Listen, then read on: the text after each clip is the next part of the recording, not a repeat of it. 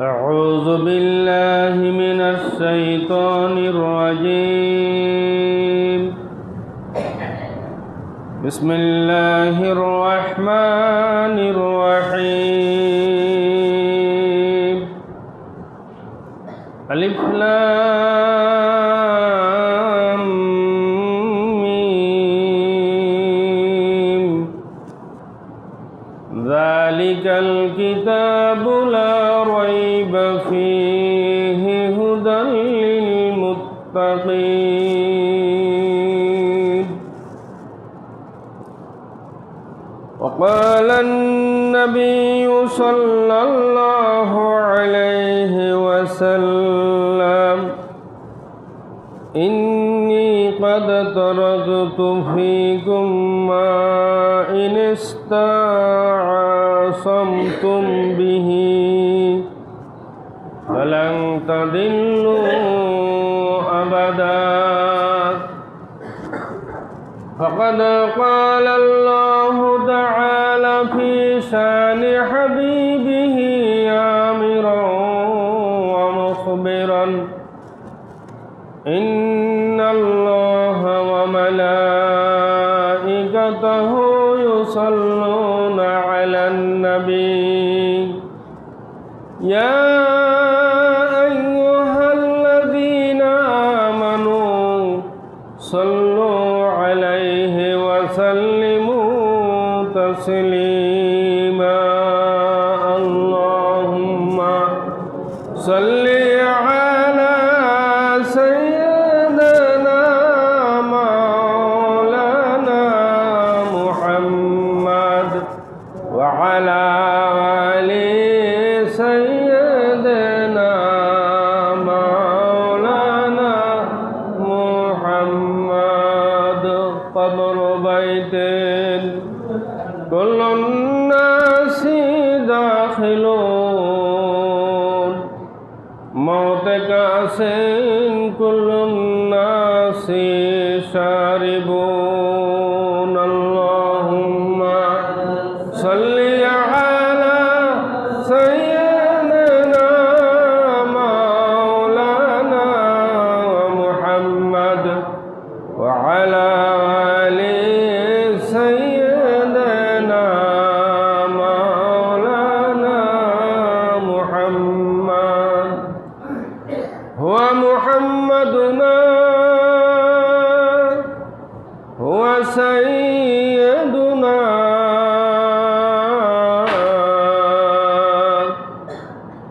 العز لنا لإجابته. اللهم صل على سيدنا مولانا محمد وعلى آل سيدنا مولانا محمد. মুআজ্জাজ হাজরিন, উপস্থিত ওলামায়ে দ্বীন, অত্র মৌলভীপাড়া জামে মসজিদে আগত বিভিন্ন বয়সের মুসল্লিয়ানে কেরাম, শুরুতে আমরা মহান রব্বুল আলামিনের দরবারে শুকরিয়া আদায় করি, যিনি আমাদেরকে তার হুকুমের সালাতুল জুমা আদায়ের জন্য মসজিদে আসার সুযোগ করে দিয়েছেন।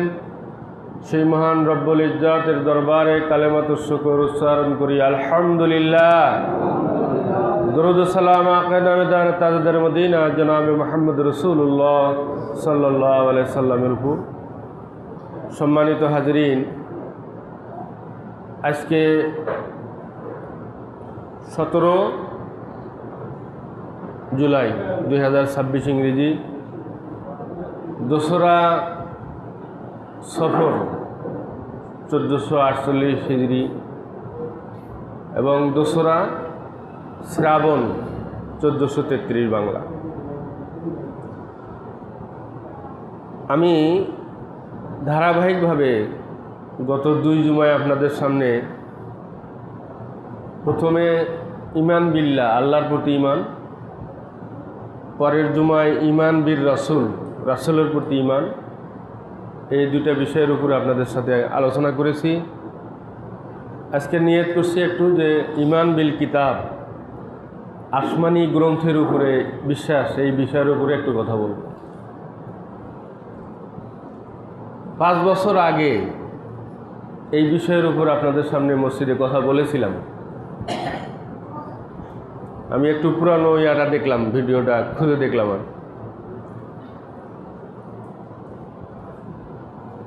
সম্মানিত ভাইয়েরা, আল্লাহ রাব্বুল আলামিন মৌলিক কিছু বিষয়ে বিশ্বাস স্থাপন করা আমাদের জন্য কি করে দিয়েছেন? বাধ্যতামূলক করে দিয়েছেন। 1 নম্বর হল যে আল্লাহ যে এক, এটা কি করতে হবে? বিশ্বাস করতে হবে। এর মধ্যে কোনো প্রকার ভেজাল রাখা যাবে? এরপরে আল্লাহ সরাসরি কোনো মানুষের কাছে কিতাব দেন নাই, সরাসরি কোনো মানুষের সাথে কথাও বলেন নাই। তিনি কি করেছেন? রাসূলগণের মাধ্যমে তার বিধানকে এই দুনিয়ায় পাঠিয়েছেন। এবং এই রাসূল পাঠানো শুরু হয়েছিল হযরত আদম আলাইহিস সালাম থেকে, আর শেষ হয়েছে জনাবে মুহাম্মদ রাসূলুল্লাহ সাল্লাল্লাহু আলাইহি সাল্লাম পর্যন্ত। এটাই তো আমাদের মৌলিক বিশ্বাস, নাকি? এরপরে আল্লাহ রাব্বুল আলামিন আরও কতগুলো মৌলিক বিশ্বাস আমাদেরকে স্থাপন করতে বলছেন। তার মধ্যে আরেকটা হলো কি, যে আল্লাহ পাক রাসূলগণকে কিতাব পাঠিয়ে, সহিফা পাঠিয়ে, আল্লাহর বিধান বা আল্লাহর গ্রন্থ পাঠিয়ে কি করেছেন? মানুষের হেদায়েতের জন্য তিনি মেহেরবানি করেছেন, ব্যবস্থাপনা করেছেন। মানে বান্দাদের হেদায়েতের জন্য মহান আল্লাহর পক্ষ হতে নবী রাসূলগণের উপর ছোট বড় যে সকল ধর্মগ্রন্থ নাজিল করেছেন সেগুলোকে আসমানি কিতাব বলা হয়। ছোট নাজিল করেছেন কোনো সময়, বড় নাজিল করেছেন। এই ছোট বড় মিলিয়ে আল্লাহ রাব্বুল আলামিন আসমানি কিতাব নাজিল করেছেন 104 খানা। কতগুলো আসমানি কিতাব নাজিল করেছেন? 104 খানা। তার মধ্যে 4 খানা হচ্ছে বড়, জাবুর হযরত দাউদ আলাইহিস সালামের উপর, তাওরাত হযরত মুসা আলাইহিস সালামের উপরে, ইনজিল হযরত ঈসা আলাইহিস সালামের উপরে, আল কুরআন জনাবে মুহাম্মদ রাসূলুল্লাহ সাল্লাল্লাহু আলাইহি সাল্লামের উপরে। আর বাকি 100 খানা ছোট গ্রন্থ আল্লাহ পাক নাজিল করেছিলেন, যেগুলোকে বলা হয় সহিফা। এগুলো নাজিল করেছিলেন হযরত আদম আলাইহিস সালাম থেকে নিয়ে জনাবে মুহাম্মদ রাসূলুল্লাহ সাল্লাল্লাহু আলাইহি সাল্লাম পর্যন্ত মাঝখানে বিভিন্ন নবীদের উপরে আল্লাহ পাক ছোট ছোট কিতাব নাজিল করেছিলেন, যেগুলোকে বলা হয় সহিফা।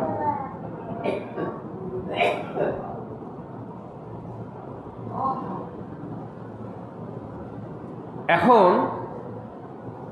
সর্বশেষ কি?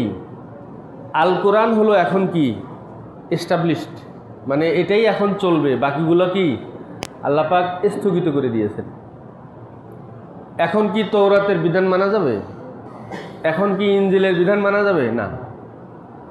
এখন শুধুমাত্র আল কোরআনের বিধান মানতে হবে। এটা আল্লাহ পাক কোরআনের মধ্যেই এই জাস্টিফিকেশন বা এই সার্টিফাইড আল্লাহ পাক নিজেই করে দিয়েছেন, সত্যায়ন করেছেন। আল্লাহ পাক কি বলেছেন? নাজ্জালা আলাইকাল কিতাবা বিল হাক্কি মুসাদ্দিকাল লিমা বাইনা ইয়াদাইহি। আল্লাহ পাক সূরা আল ইমরানের 3 নম্বর আয়াতের মধ্যে বলেছেন যে হে নবী, নাজ্জালা নাজিল করেছেন আলাইকা তোমার উপরে আল কিতাব আল কোরআন, বিল হাক্কে হক সহকারে, সত্য সহকারে, সঠিকভাবে, মুসাদ্দিকান এটা সত্যায়নকারী, লিমা বাইনা ইয়াদাইহি তার পিছনের সমস্ত কিতাবের এটা কি সারাংশ বা একবারে শেষ, অর্থাৎ এটাই ফাইনাল। আল্লাহ রাব্বুল আলামিন কোরআন নাজিল করে নবীজিকে বলে দিয়েছেন যে এই কোরআনের বিধানই হলো কিয়ামত পর্যন্ত এখন মানুষের জন্য লাস্ট বিধান। আর এই কোরআনের মধ্যে কি করা হয়েছে? অতীতের কিতাবগুলোর কি করা হয়েছে? সত্যায়ন করা হয়েছে। অর্থাৎ অতীতের আল্লাহ পাক আরও কিতাব নাজিল করেছেন এইটুকু বিশ্বাস রাখতে বলা হয়েছে, কিন্তু অতীতের কোনো কিতাবের বিধান মানা যাবে না এখন। বরঞ্চ এখন বিধান মানতে হবে কার? কোরআনের। কোরআন এখন যেটা বলবে সেটাই মানতে হবে। আর অতীতে শুধু আল্লাহ পাক কিতাব নাজিল করেছিলেন এইটুকু বিশ্বাস করলেই হবে। আপনারা একটা ছোট্ট ঘটনা জানেন, হযরত ওমর ফারুক রাদিয়াল্লাহু তাআলা আনহু একদিন তওরাতের 2টা পাতা কোথায় যেন পাইছিলেন, মানে হাতের কাছে পাইছে নাকি, তো ওইটা এনে ওনার কাছে ভালো লাগছে। তওরাতের কথাও তো আল্লাহর কথা, ওটাও তো ভালো লাগারই কথা। তো ওইটা নবীজি সাল্লাল্লাহু আলাইহি সাল্লামের সামনে এসে ওই তওরাতের পাতা 2টা একটু পড়তেছিলেন। ওমর রাদিয়াল্লাহু তাআলা আনহু শিক্ষিত ছিলেন,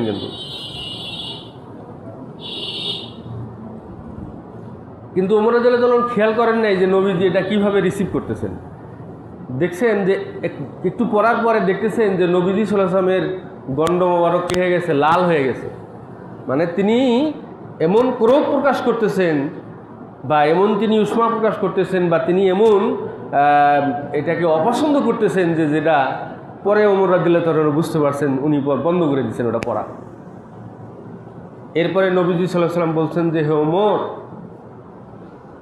তুমি যে কিতাব পড়তেছো তওরাত, এই তওরাত তো দূরের কথা, এই তওরাত যার উপরে নাজিল হয়েছিল সেই মুসা যদি এখন আমার সামনে আসতো, তাকেও তার তওরাত বাদ দিয়ে আমার কোরআন মানার জন্য আল্লাহ পাকের নির্দেশ তাকে বাধ্য ছিল। মুসা নবী যার উপরে তওরাত নাজিল হয়েছে সেই নবীও এখন তওরাত মানতে পারত না, কেননা এখন আল্লাহ পাক কোরআন নাজিল করেছেন, এটা মুসাদ্দিকাল লিমা বাইনা ইয়াদাইহি, এটা পূর্বের সমস্ত কিতাবের রহিতকারী, পূর্বের সমস্ত কিতাবের সত্যায়নকারী। সমস্ত আগের কিতাবগুলো কিতাব ঠিক আছে, বিধান আর মানা যাবে না, বিধান হবে এখন কোরআনের। তাহলে কোরআনের আমাদের কিতাবের উপরে বিশ্বাসটা কীরকম হবে? আল্লাহ পাক এই দেখেন, এই বিশ্বাসটা যদি আপনি কোনো কিছু আগে বিশ্বাস করতে হয়, যেমন আপনি কোনো ডাক্তারের কাছে যান কীভাবে, যে ইনি হার্টের বিশেষজ্ঞ অথবা ইনি কিডনির বিশেষজ্ঞ, আপনার এটা একদিন আগে আছে যে ইনি কিডনির উপরে লেখাপড়া করছেন, হার্টের উপরে লেখাপড়া করছেন, তারপরে আপনার ওই রোগটার ব্যাপারে তার সাথে কথা বলার জন্য আপনি যান, নাকি তার আগে যান? আপনি কি পানের দোকানের কাছে যান যে আমার কিডনির সমস্যা হয়েছে, যান? আপনি কি কোনো রিক্সাওয়ালার কাছে যান যে আমার একটু কিডনির সমস্যা, এটা নিয়ে আলাপ করতে যান নাকি? যান না।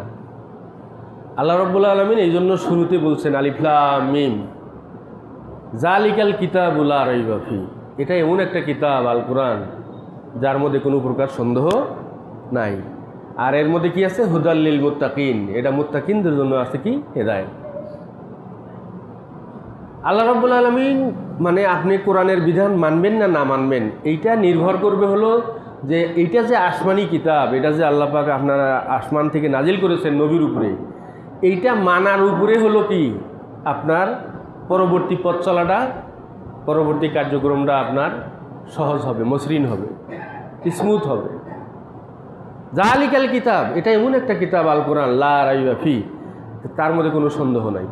যখন আপনার ইয়াকিনটা এই পর্যায়ে যাবে যে এই কোরআন কি আসমানি কিতাব, এই কোরআন সর্বশেষ কিতাব, এই কোরআন তার মধ্যে কোনো সন্দেহ নাই, এই কোরআন কোনো ভেজাল নাই, এই কোরআনের মধ্যে কোনো মিথ্যা নাই, আপনার ইয়াকিনটা যখন এটা মজবুত হয়ে যাবে, তখন আপনি কি করতে পারবেন? পরবর্তী জীবন চলার পথে তখন আপনার জন্য সেটা কি হবে? কোরআন মানাটা আপনার জন্য সহজ হবে।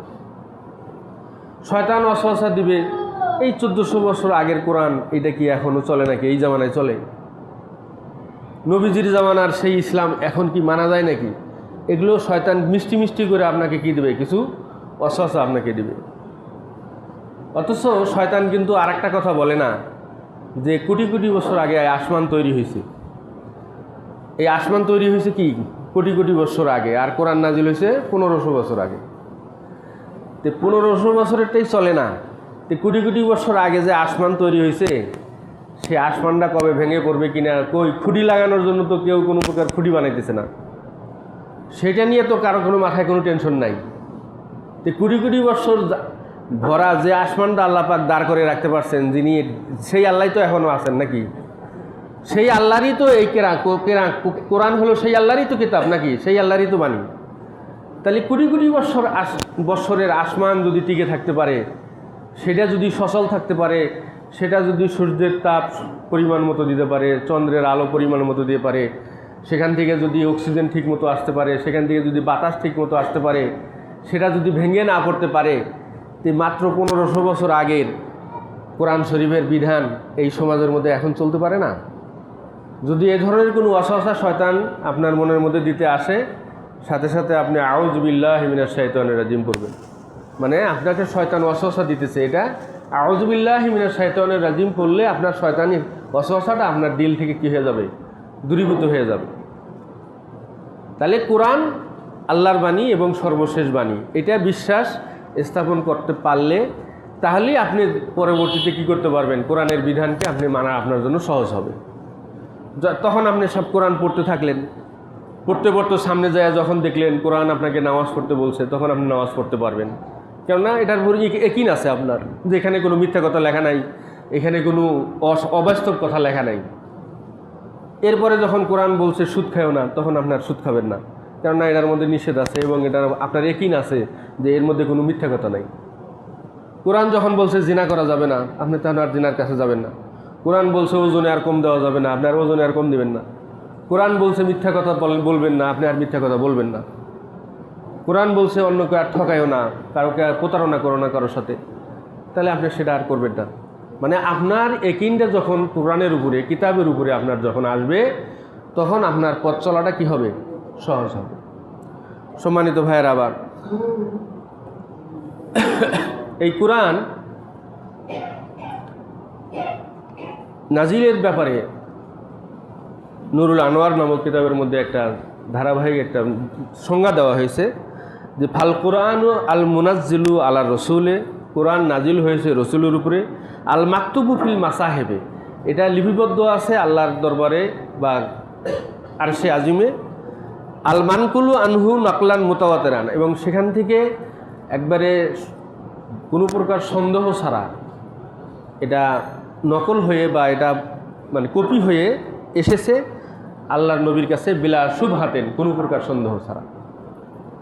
অর্থাৎ নবীজি সাল্লাল্লাহু আলাইহি ওয়াসাল্লামের কাছে আল্লাহ পাক জিবরাইল আলাইহিস সালামের মধ্যে কোরআন পাঠিয়েছেন এবং কোনো প্রকার মাঝখানে কোনো গ্যাপ নাই যে কোনো জায়গায় কোনো করেছিল, ভুল হয়েছে বা বাদ পড়ছে, এরকম কোনো ঘটনা নাই।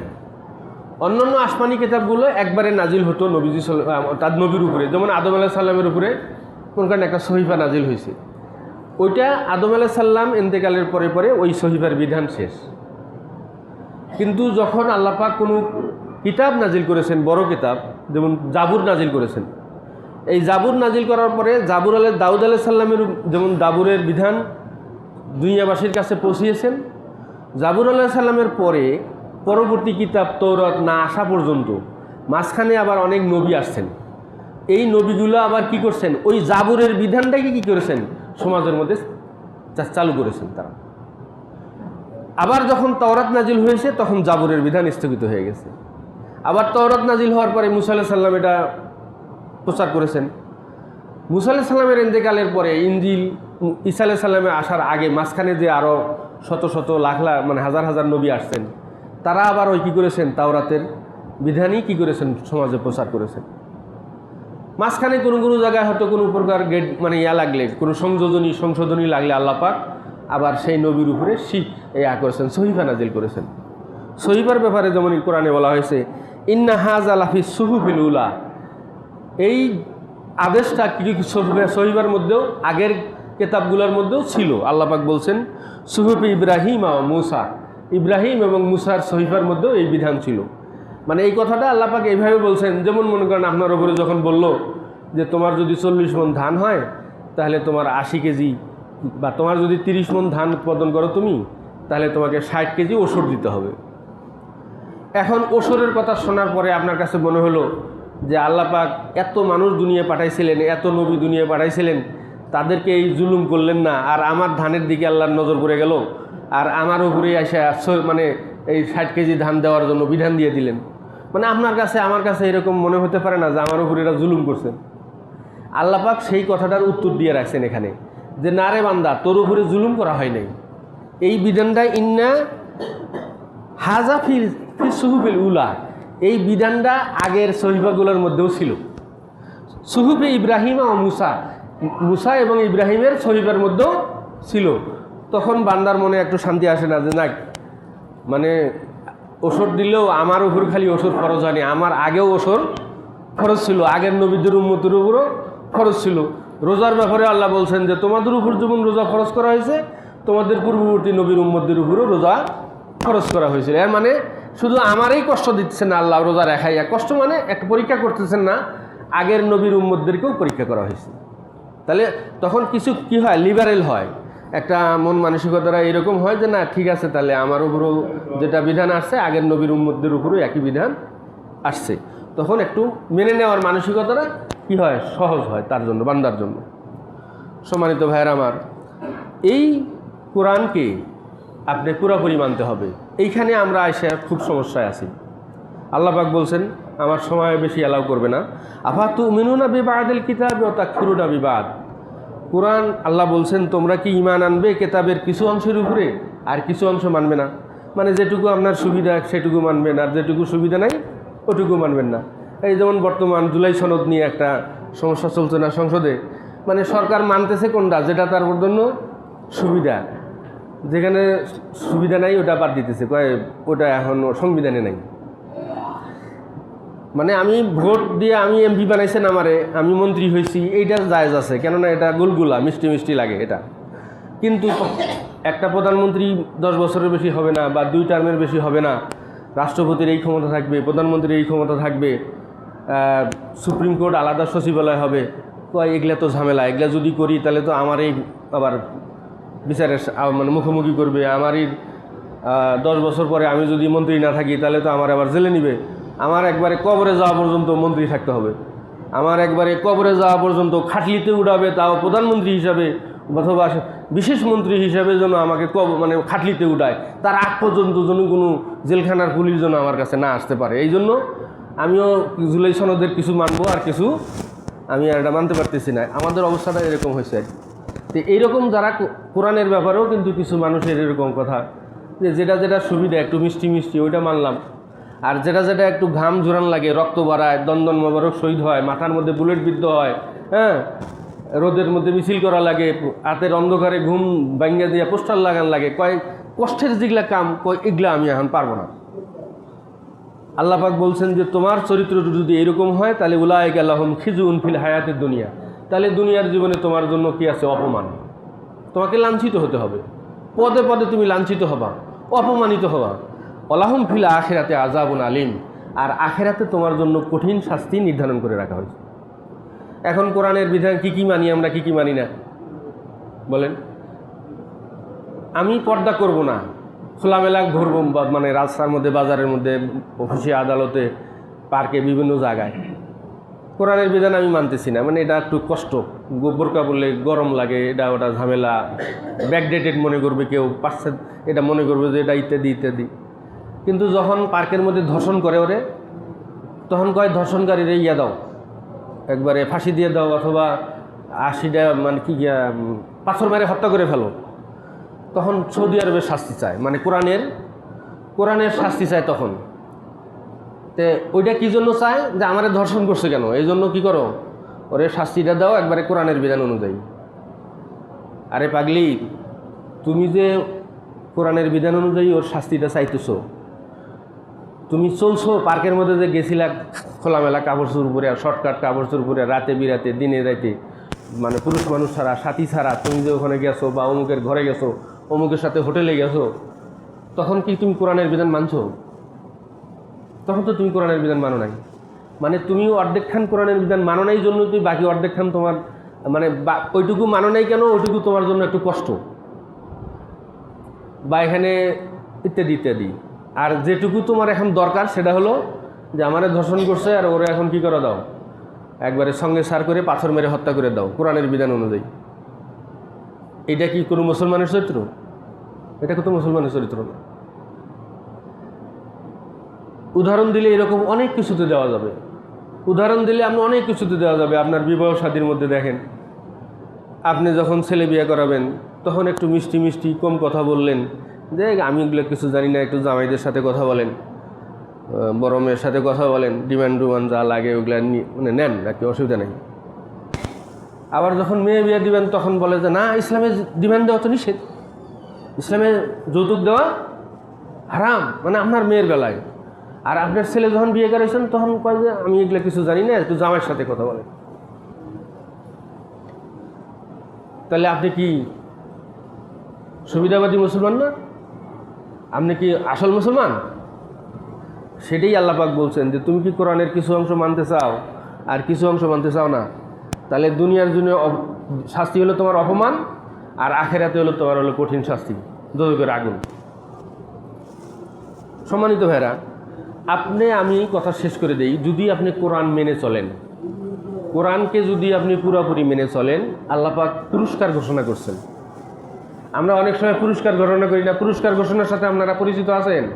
দেখেন না, অনেক সময় লটারি, তারপরে বিভিন্ন ধরনের অফার আসে, মোবাইলের মধ্যেও বিভিন্ন ধরনের পুরস্কার ঘোষণা হয় যে এইটা হলে কি হবে, এইটা হবে, এই কাজ হলে এই কাজ হবে। আল্লাহ পাক বলছেন তুমি যদি কোরআন পুরাপুরি মেনে চলো, কোরআন কিতাবের উপর পুরাপুরি তোমার বিশ্বাস আসে, এটার সব অংশ যদি তুমি মানো, আল্লাহ পাক বলছেন যে কাফারা আনহুম সাইয়্যাতিহিম, আমি তোমার পিছনের জীবনের গুনাহগুলো কী করে দেবো, অমিট করে দেবো, মুছে দেবো।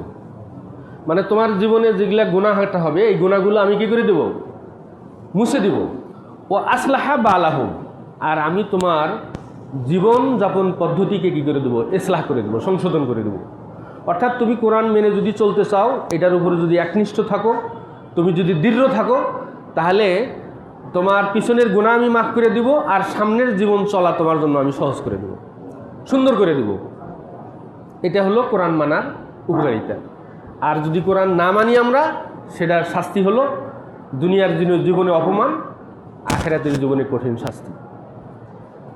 আল্লাহ না করুক আমাদের বেশিরভাগের অবস্থা হচ্ছে এই দ্বিতীয়টার উপরে, মানে যেটা দ্বিতীয় অবস্থা, যেটা দুনিয়ার জীবনে অপমান, লাঞ্ছনা গঞ্ছনা এগুলো দিয়ে আমাদেরকে হয়তো টানা হেঁচড়া করে দুনিয়া পার করতে হচ্ছে, আখিরাতের যেটা কঠিন শাস্তি সেটাও হয়তো অপেক্ষা করতেছে। এই জন্য এই পরিস্থিতি থেকে যদি আমরা বাঁচতে চাই, তাহলে আমাদেরকে কোরআনের উপরে পুরাপুরি ঈমান আনতে হবে, কোরআনকে মানতে হবে পুরাপুরি। আচ্ছা, এখন আসি সর্বশেষ কথা। এই যে কোরআনকে পুরাপুরি আপনি মানবেন, এটা মানার জন্য কোরআন পড়া লাগবে না? পড়া লাগবে কি না? তা আমরা কয়জনে কোরআন পড়ি? কোরআন বুঝি কয়জনে? এটা অর্থসহ পড়ি কয়জনে বলেন? এখন আপনি কোরআন পড়বেন না, আপনি কোরআন বুঝবেন না, কোরআনের মাহফিল করবেন না, তাফসির মাহফিল করবেন না, বা এটা করতে দিবেন না, বা এই ধরনের পরিবেশে বসবেন না, কোরআনের দর্শে বসবেন না, কোরআনের দর্শ দিবেন না, কোরআনের দর্শ শিখবেন না, তাহলে আপনি কোরআন মানবেন কেমনে? তাহলে যে কানার মতো অবস্থা, কানা গাড়ির নিচে পড়বে না পুকুরে পড়বে, এটা তো কানা কিছুই জানে না। তা আপনার অবস্থান আমার অবস্থান তো এখন এই ঝুঁকির মধ্যে রয়ে গেছে। আমরা এখন ঝুঁকিপূর্ণ রাস্তার মধ্যে আমরা চলাফেরা করতেছি। আমাদের সামনে গাড়ি না, আমার সামনে পুকুর না, আমার সামনে খেজুর গাছের কাঁটা না, আমার কাছে কোনো ড্রেন, গর্ত, আমি তো কিছুই দেখতেছি না, আমি তো কিছু আন্দা। এই জন্য এই অন্ধত্ব থেকে বাঁচতে হলে আলো জ্বালান। কোরআন হচ্ছে আল কোরআন ও নূরুন, কোরআন হচ্ছে আলো।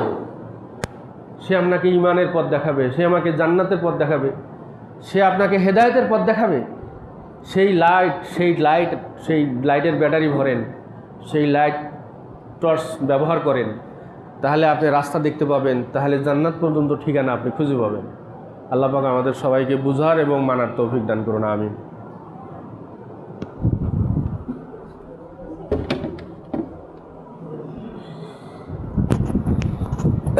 যারা সুন্নাত পড়েননি পড়েন।